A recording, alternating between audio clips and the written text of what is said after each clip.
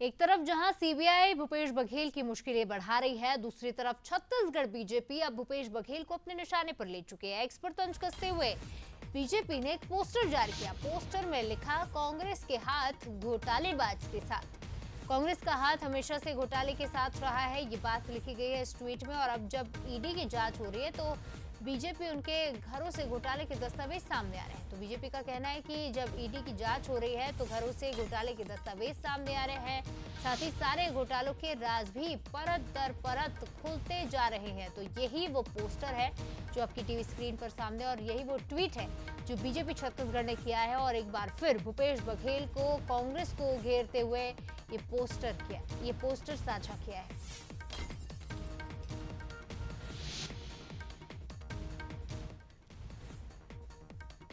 और चलिए खबरों पर बात कर लेते हैं। ब्यूरो चीफ गौरव शुक्ला हमारे साथ लाइव जुड़ गए। गौरव, सीबीआई की तरफ से, ईडी की तरफ से भूपेश बघेल पहले से ही घिरे हुए हैं, चाहे हम फर्जी सेक्स ईडी कांड की बात करें या फिर शराब घोटाले की बात करें। और दूसरी तरफ अब बीजेपी भी एक कदम पीछे नहीं हट रही है निशाना साधने से। एक तो मुश्किलों में पहले से ही घिरे हुए हैं, ऊपर से सोशल मीडिया पर भी घेरे जा रहे हैं।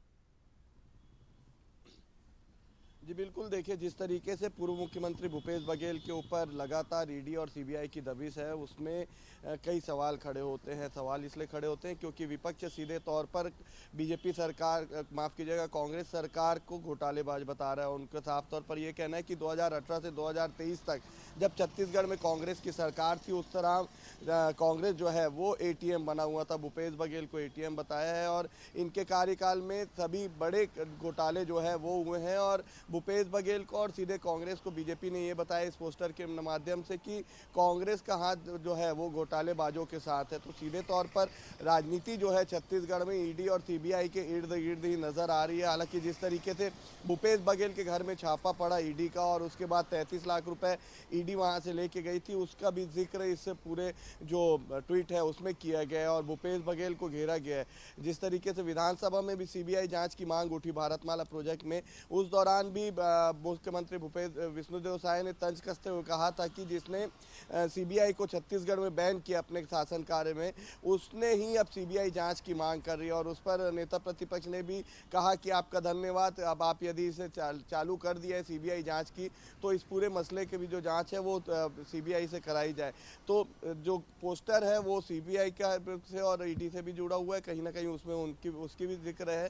जिस तरीके से सीडी कांड में भूपेश बघेल को सीबीआई ने क्लीन चिट दी है, ईडी पर भी उनका यही कहना है कि ये पूरी तरीके से सोची समझी साजिश है। यदि वो सवाल खड़े करते हैं विधानसभा में तो उसके कारण ही उनके घर में भी ईडी भेजा गया है। ईडी उसी के दबाव के चलते हैं। कवासी लखमा जिस तरीके से शराब घोटाले में अभी जेल के अंदर है, उसका भी जिक्र उन्होंने किया था जिस दिन छापा पड़ा था। कहा था कि कवासी लखमा भी लगातार घोटालों को लेकर सरकार को घेरते नजर आ रहे थे सदन के दौरान।